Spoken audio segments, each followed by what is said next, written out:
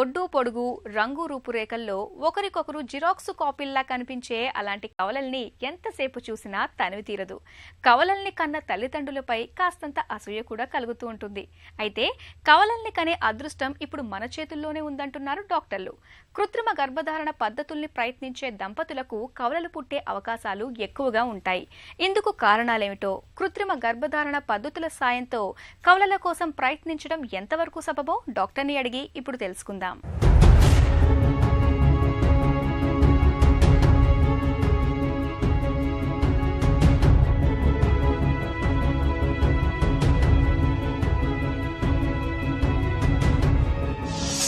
కృత్రిమ గర్భధారణ పద్ధతులతో కవలలు పుడతారనే వాదన నిజమేనా?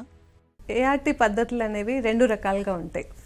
మొదటి దాంట్లో ఎగ్ పెరుగుదల కోసము టాబ్లెట్స్ ఇంజెక్షన్స్ ఇచ్చేసి ఐయుఐ చేయడం అనేది జరుగుతుంది. ఇందులోనే మనకి ట్విన్స్ లేదు అంటే ట్రిప్లెట్స్ అయ్యే అవకాశం ఎక్కువ ఉంటుంది. ఎందుకంటే మనం ఎప్పుడైతే టాబ్లెట్స్ ఇస్తామో ప్రతి ఒక్క ఉమెన్ డిఫరెంట్గా రెస్పాండ్ అవుతుంది. సమ్ టైమ్స్ ఏమవుతుందంటే అదే సేమ్ టాబ్లెట్స్ సేమ్ ఇంజెక్షన్స్ ఇచ్చినప్పుడు ఒక్కటే ఎగ్ రావచ్చు, లేదు అంటే 3 eggs 5 eggs, అప్పుడప్పుడు దాదాపుగా 7 to 8 eggs కూడా వచ్చే అవకాశం ఉంటుంది. సో అలాంటప్పుడు మల్టిపుల్ ప్రెగ్నెన్సీ ఛాన్స్ చాలా ఎక్కువగా ఉంటుంది. కృత్రిమ గర్భధారణ పద్ధతులతో ఎక్కువ పిండాలు ఏర్పడటానికి కారణమేంటి?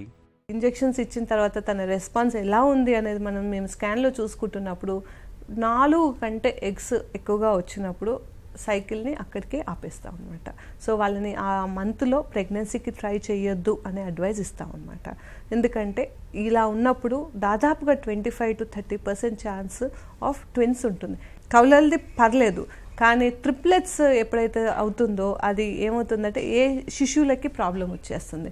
సో శిశువులకి 2 కంటే ఎక్కువ ఉన్నప్పుడు ఆ శిశువుల పెరుగుదల బాగుండదు, వాళ్ళ వెయిట్ సరిగా ఉండదు, అండ్ నెలలు నిండక ముందే అంటే దాదాపుగా 6వ నెలనో లేదు అంటే 7వ నెలలోనే డెలివరీ అయిపోయే ప్రమాదం ఉంటుంది. కాబట్టి 2కి మించి అంటే కవలలకు మించి ప్రెగ్నెన్సీ అనేది నార్మల్గా కంటిన్యూ చేయడం అనేది కరెక్ట్ కాదు. ఎలాంటి కృత్రిమ గర్భధారణ పద్ధతుల్లో కవలలకు అవకాశాలు ఎక్కువ? ఐవీఎఫ్లో చూసుకుంటే కొంచెం ట్విన్స్ శాతం అనేది అది కూడా అందులో కూడా 20% ఉంటుంది, అండ్ ట్రిప్లెట్స్ ఛాన్స్ కూడా ఒక 2% ఛాన్స్ ఉంటుంది. కాకపోతే దాంట్లో ఏమవుతుందంటే మన కంట్రోల్లో ఉంటుంది. అంటే మనం ఎన్నైతే పిండము ట్రాన్స్ఫర్ చేయాలనుకుంటామో అన్నీ మనం కంట్రోల్లో చేసుకోవచ్చు అనమాట. సో యూజువల్గా ఏమవుతుందనంటే ఇప్పుడు Day 3 ట్రాన్స్ఫర్ ఐవీఎఫ్ చేసిన తర్వాత మనం 3వ రోజు పిండంని ట్రాన్స్ఫర్ చేస్తామా లేదు 5వ రోజు ట్రాన్స్ఫర్ చేస్తామా అనేది ఆ పేషెంట్ ప్రొఫైల్ బట్టి తనకున్న ప్రాబ్లం ప్రకారంగా మనం ట్రాన్స్ఫర్ చేయడం అనేది జరుగుతుంది. సో 3rd డే మనము పిండంని ట్రాన్స్ఫర్ చేయాలని డిసైడ్ చేసినప్పుడు మ్యాక్సిమం ఒక 3 కంటే ఎక్కువ ట్రాన్స్ఫర్ చేయడం అనేది జరగదు. సో 3 అనేది మనం ఎందుకు ట్రాన్స్ఫర్ చేస్తామంటే ప్రెగ్నెన్సీ ఛాన్స్ ఎక్కువ ఉంటుంది కాబట్టి. అంటే అది కూడా ఆ పిండం క్వాలిటీ బట్టి తన పేషెంట్ ఏజ్ బట్టి తనకున్న ఫర్టిలిటీ ప్రాబ్లం ప్రకారంగా డిసైడ్ చేసుకొని మ్యాక్సిమం ఆఫ్ 3 అంటే అప్పుడప్పుడు 2 కూడా ట్రాన్స్ఫర్ చేస్తాం. సో మ్యాక్సిమం ఆఫ్ 3 చేస్తాం. సో ఇలా 3 ట్రాన్స్ఫర్ చేసినప్పుడు 2% ఛాన్సే ఉంటుంది వాళ్ళకి ట్రిప్లెట్స్ అయ్యే అవకాశం. 3 ట్రాన్స్ఫర్ చేసినప్పుడు ఏమవుతుందంటే మనం వాళ్ళది టైం టు ప్రెగ్నెన్సీ అంటే మనం ప్రతిసారి ఒకటే ఎంబ్రియో ట్రాన్స్ఫర్ చేస్తూ వెళ్తూ ఉంటే వాళ్ళకి ఆ ప్రెగ్నెన్సీ రావడానికి కొంచెం డిలే అయిపోతుంది. కాబట్టి ఒకటేసారి 3 ట్రాన్స్ఫర్ చేయడం అనేది జరుగుతుంది. అదే కనుక చూస్తే Day 5 ట్రాన్స్ఫర్ అంటే 5th డే రోజు కూడా పిండం ట్రాన్స్ఫర్ చేయడం అనేది జరుగుతుంది. అలా చేసినప్పుడు డెఫినెట్గా ఒక్క ఎంబ్రియోనే ట్రాన్స్ఫర్ చేస్తాం, ఎందుకంటే ప్రెగ్నెన్సీ ఛాన్స్ ఎక్కువగా ఉంటుంది కాబట్టి. అండ్ కొంతమంది దంపతులలో ఆల్రెడీ ఒక చైల్డ్ ఉన్న వాళ్ళు ఉంటారు. సో వాళ్ళకి వారు చాలా పర్టికులర్గా ఉంటారు, సింగిల్ బేబీ కావాలి అనేసి. సో అలాంటప్పుడు ఐవీఎఫ్ చేసినప్పుడు మేము స్ట్రిక్ట్గా ఒక్క ఎంబ్రియో ట్రాన్స్ఫర్ చేయడం అనేది జరుగుతుంది. సో ఈ కవలలు అవ్వడం అనేది ఈ ట్రీట్మెంట్స్ ద్వారా ఐవీఎఫ్లో మనము పెట్టే పిండం మీద డిపెండ్ అవుతుంది. ఎన్ని పిండాలు పెడతాము అనే దాని మీదే డిపెండ్ అవుతుంది. అదే ఐయుఐలో మాత్రము అది మనం ఇంజెక్షన్స్ ఇచ్చినప్పుడు ఎన్ని అండాలు పెరుగుతాయి అనే దాని మీద డిపెండ్ అవుతుంది. కృత్రిమ గర్భధారణ పద్ధతులతో కవలలు పుట్టే అవకాశం నిజంగా వరమేనా? ఏఆర్టీ ద్వారా వచ్చే కవలల్ని అన్ని సందర్భాలలో అందరికీ కూడా అది వరంలాగా భావించడం అనేది జరగదు. అది చాలా ఫ్యాక్టర్స్ మీద డిపెండ్ అయి ఉంటుంది. ఆల్రెడీ వాళ్ళకి ఒక బేబీ ఉంది అని అంటే వాళ్ళకి డెఫినెట్గా వాళ్ళకి కౌలలు వద్దనుకుంటారు. అదే కాకుండా వాళ్ళ హెల్త్ పరంగా కూడా ఒకవేళ కౌలలు అనేది సహకరించకపోతే అప్పుడు కౌలలు అనేది మనము కంటిన్యూ చేయడం అనేది మంచిది కాదు.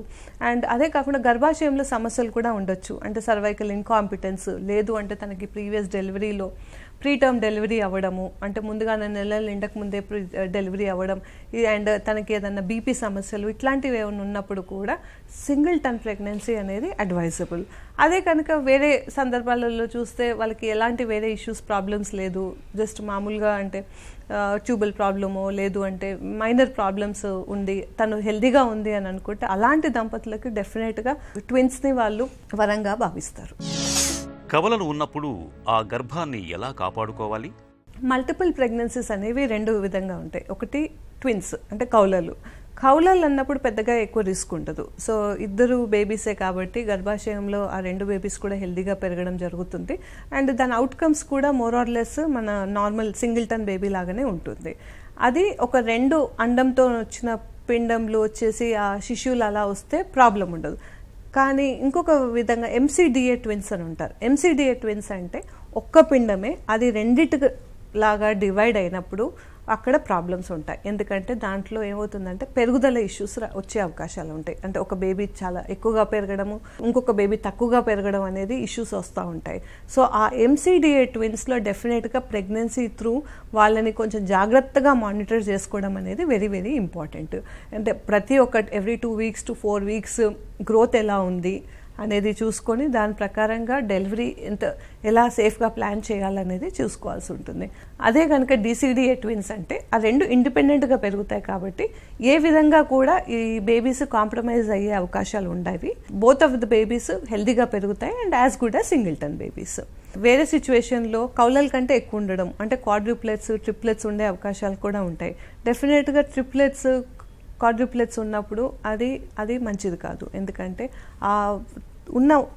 ఆ ముగ్గురు శిశువులకి లేదు అంటే నలుగురు శిశువులకు కూడా ప్రాబ్లమ్స్ వచ్చే అవకాశాలు ఉంటాయి. వాళ్ళకి బర్త్ డిఫెక్ట్స్ ఉంటాయి, వాళ్ళకి పెరుగుదల ఇష్యూస్ రావచ్చు, అండ్ వెయిట్ పరంగా ఇష్యూస్ రావచ్చు. 6th month 7th monthలోనే డెలివరీ అయిపోయే ప్రాబ్లమ్స్ ఉండొచ్చు. కాబట్టి యూజువల్గా 3rd monthలో స్కాన్ ఎప్పుడైతే చేస్తామో పేషెంట్స్కి ఒక ఆప్షన్ ఇస్తామన్నమాట.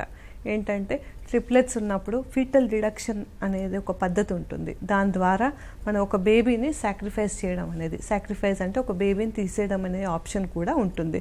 సో యూజువల్గా ఆ ఆప్షన్ అనేది పేషెంట్స్కి ఇస్తాం. So that's a very safe procedure. అంటే దాంతో ఆ ప్రొసీజర్ ద్వారా ఉండే రిస్క్ ఉంటుంది, ఒక 5 to 10% chance of abortion risk ఉంటుంది. కానీ ఆ రిస్క్ కంపేర్ టు ఈ 3 babiesకు తర్వాత వచ్చే రిస్క్ని కంపేర్ చేస్తే అది చాలా తక్కువ. కాబట్టి ఇలాంటి ఆప్షన్ వాళ్ళు తీసుకోవడం అనేది ఇట్స్ అ గుడ్ ఆప్షన్. కవలల కోసం కృత్రిమ గర్భధారణ పద్ధతుల్ని ఆశ్రయించవచ్చా? ట్విన్స్ కావాలనో లేదు ట్రిప్లెట్స్ కావాలనో దానికోసమే ఏఆర్టీ ట్రీట్మెంట్స్ తీసుకోవడం అనేది సరికాదు. అది వాళ్ళకి ఏదైనా ఫర్టిలిటీ అంటే సంతాన సాఫల్యత కోసం ఏదైనా ప్రాబ్లం ఉన్నప్పుడు వాళ్ళకి మనం ఏఆర్టీ ట్రీట్మెంట్స్ ఇవ్వడంతో ఇలా ట్విన్స్ ట్రిప్లెట్స్ అయ్యారు అంటే నో ప్రాబ్లం.